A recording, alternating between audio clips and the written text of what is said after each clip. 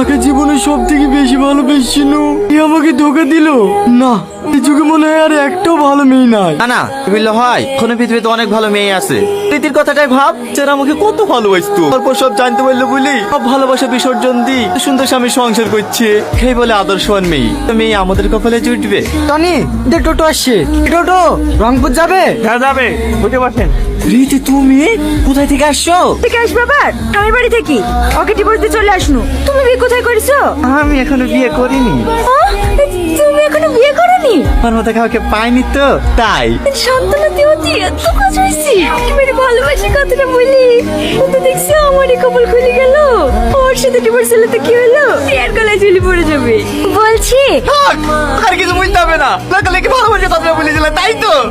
কই না তো, মনের কথা শুনতে আর ভালো লাগছে না। আজ আমি রীতির মনের কথা যদি না শুনতে পেতাম, রীতির মিথ্যে কথাগুলোকে সত্যি ভেবে অনেক